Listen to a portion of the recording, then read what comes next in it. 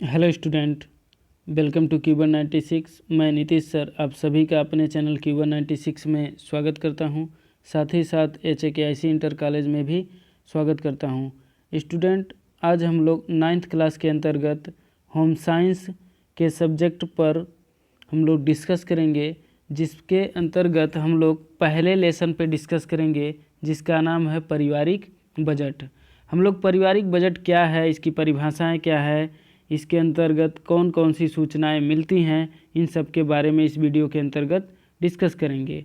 इसी तरह से चैप्टर वाइज और एक एक टॉपिक पर हम लोग अलग अलग वीडियो में डिस्कस करके कंप्लीट करेंगे होम साइंस के पूरे टॉपिक को। तो चलिए स्टूडेंट शुरू करते हैं। सबसे पहले हम लोग जानेंगे कि पारिवारिक बजट क्या होता है। तो पारिवारिक बजट एक प्रकार का व्यवस्थित प्रलेख अथवा प्रपत्र है। जो पारिवारिक बजट है एक प्रकार का व्यवस्थित और प्रलेख प्रपत्र है, जिसमें क्या होता है, संबंधित परिवार के निश्चित अवधि में होने वाले आय व्यय का विवरण प्रस्तुत किया जाता है। जो परिवार है उससे संबंधित एक निश्चित समय में जो आय व्यय होते हैं उसका विवरण प्रस्तुत किया जाता है, और वही विवरण क्या कहलाता है, पारिवारिक बजट कहलाता है। पारिवारिक आय व्यय का संतुलन बनाए रखने हेतु मासिक बजट बनाया जाता है। परिवार का जो आय और व्यय है उसका संतुलन बना रहे, जिसके लिए मासिक बजट बनाया जाता है। आय व्यय का संतुलन से अर्थ है कि परिवार की जितनी आमदनी है उससे अधिक व्यय नहीं होना चाहिए, अर्थात आमदनी के बराबर या उससे कम ही व्यय होना चाहिए, तभी क्या होगा, आय और व्यय में संतुलन होगा। आगे बढ़ते हैं। आगे हम लोग देख पा रहे होंगे कि पारिवारिक बजट की परिभाषाएं क्या है, इसके बारे में हम लोग डिस्कस करेंगे। सबसे पहले क्रेग एवं रस के अनुसार देखेंगे कि पारिवारिक बजट की क्या परिभाषाएं हैं। पारिवारिक बजट भूतकाल के व्यय, भविष्य के अनुमानित व्यय, वर्तमान समय की मदों पर निश्चित व्यय का लेखा जोखा है। अर्थात क्रेग एवं रस का मानना है कि भूतकाल के समय में अर्थात पीछे समय में जो व्यय हुआ है और भविष्य के जो अनुमानित व्यय हैं, जो अनुमान किया गया व्यय हैं, और साथ ही साथ वर्तमान समय में एक परिवार के अंदर परिवार की क्रियाओं पर जो निश्चित व्यय हुआ रहता है, इन सब का लेखा जोखा क्या कहलाता है, पारिवारिक बजट कहलाता है। होपफुली आप सभी को समझ में आया होगा। आगे हम लोग डिस्कस करते हैं वेबर के अनुसार। अर्थात वेबर का जो मानना है, पारिवारिक बजट पारिवारिक आय को व्यवस्थित रूप से इस प्रकार व्यय करने का तरीका है जिससे कि अधिकतम सदस्यों के सुख व कल्याण में वृद्धि हो सके। स्टूडेंट, मैं बताना चाहूँगा कि वेबर का मानना है कि पारिवारिक आय को व्यवस्थित रूप से इस प्रकार व्यय करने का तरीका है जिससे कि अधिकतम सदस्यों के, जो परिवार के अधिक से अधिक सदस्य हैं, उनके सुख सुविधा और कल्याण में क्या हो, वृद्धि हो सके। और भी इनका मानना है कि जो पारिवारिक बजट है, पारिवारिक बजट असावधानीपूर्वक तथा अव्यवस्थित रूप में व्यय करने के स्थान पर योजनाबद्ध एवं विवेकपूर्ण व्यय को प्रतिस्थापित करने का ढंग या उपाय है। इनका मानना है कि जहां असावधानीपूर्वक और अव्यवस्थित रूप से व्यय किए जाते थे, उसके स्थान पर योजनाबद्ध एवं विवेकपूर्ण व्यय को प्रतिस्थापित करने का ढंग या उपाय है, जिसे क्या कहते हैं, बजट कहते हैं, पारिवारिक बजट कहते हैं। आगे देखते हैं हम लोग पारिवारिक बजट के उद्देश्य क्या क्या होते हैं। आखिर पारिवारिक बजट क्यों बनाए जाते हैं, इसके क्या उद्देश्य होते हैं, इसके बारे में हम लोग एक एक करके जानते हैं। पारिवारिक बजट के उद्देश्य निम्नलिखित हैं। सबसे पहला, परिवार के सदस्य, जो परिवार के सदस्य होते हैं उनके बारे में बहुत सारी सूचनाएं मिलती हैं। परिवार के सभी खर्चे के बारे में बहुत सारी सूचनाएं मिलती हैं। इस तरह से एक एक पॉइंट को हम लोग अच्छे से डिस्कस करेंगे। तो सबसे पहला जो पॉइंट है, परिवार के समस्त स्रोतों से प्राप्त होने वाली संपूर्ण आय का विवरण प्राप्त होता है। अर्थात एक परिवार के द्वारा उस परिवार के समस्त स्रोतों से, सभी प्रकार के कमाई से जो संपूर्ण आय होता है, संपूर्ण टोटल इनकम होता है, उसका विवरण प्राप्त होता है। किसके द्वारा? पारिवारिक बजट के द्वारा। नेक्स्ट पॉइंट है परिवार के सदस्यों की विभिन्न आवश्यकताओं की जानकारी अर्जित करना।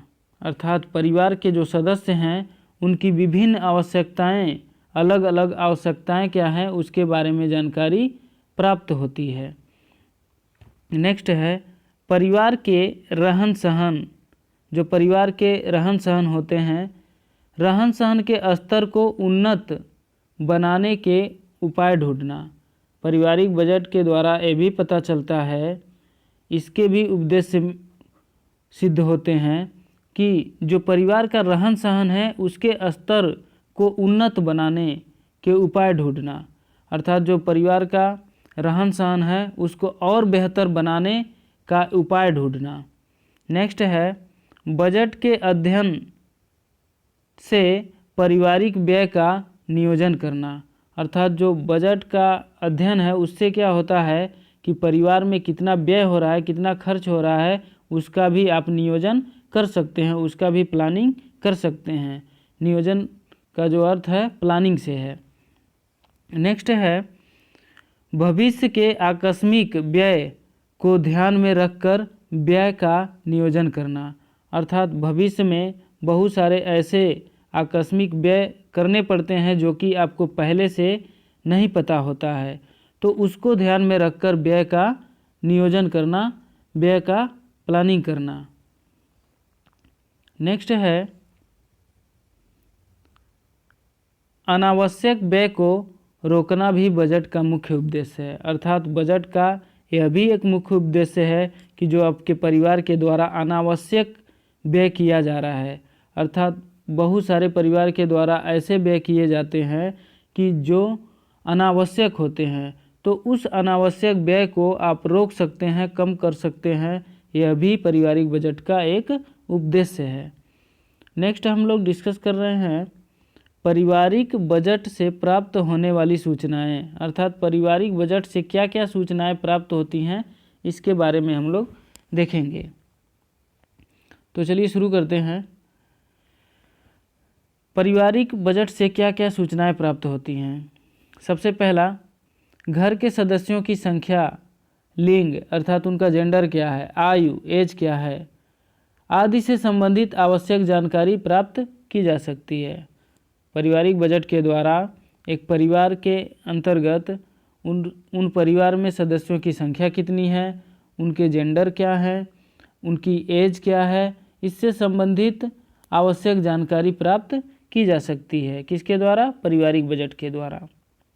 नेक्स्ट है पारिवारिक बजट से बजट की उस अवधि का अंकन किया जा सकता है कि यह कितने समय के लिए बनाया गया है।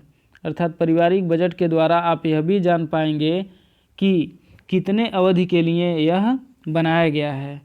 नेक्स्ट है इससे संबंधित परिवार की कुल आय का पता चलता है।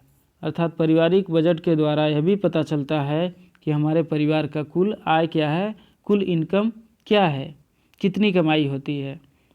नेक्स्ट, इसके द्वारा संबंधित परिवार का समस्त व्यय एवं भिन्न भिन्न मदों में कितना व्यय करता है, इसकी संबंधित जानकारी मिलती है। इसका मतलब क्या है कि आपके परिवार के द्वारा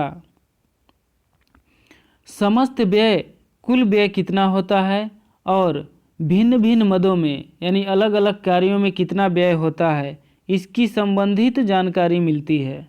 अर्थात आपका परिवार कितना कुल व्यय करता है और अलग अलग कार्यों में कितना व्यय होता है, इससे संबंधित भी आप जानकारी पारिवारिक बजट के द्वारा कर पाते हैं।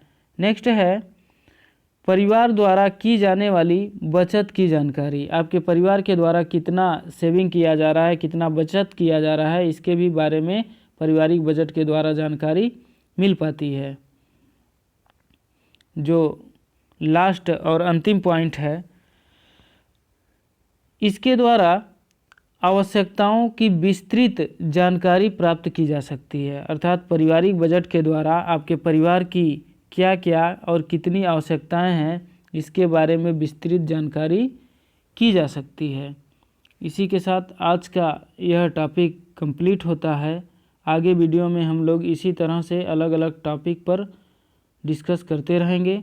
तब तक आप इस वीडियो को अच्छे से देखिए और समझिए, और तब तक जब तक कि यह वीडियो के द्वारा आपको समझ में नहीं आ जाता है, 1 बार 2 बार 3 बार देखिए, और यदि इसके बावजूद भी नहीं समझ में आता है तो आप हमारे चैनल के कमेंट बॉक्स में कमेंट के द्वारा आप पूछ सकते हैं कि किस टॉपिक में कहाँ पर आपको समस्या है, उससे संबंधित आप क्वेरी को जान सकते हैं, पूछ सकते हैं, जिसमें हम पूरा प्रयास करेंगे कि आपके एक एक समस्या को सॉल्व कर सकूं। तो चलिए स्टूडेंट, आज के लिए बस इतना ही। और एक सूचना और है कि यदि आपको यह वीडियो अच्छा लगे तो हमारे चैनल को ज़रूर सब्सक्राइब करिए। धन्यवाद।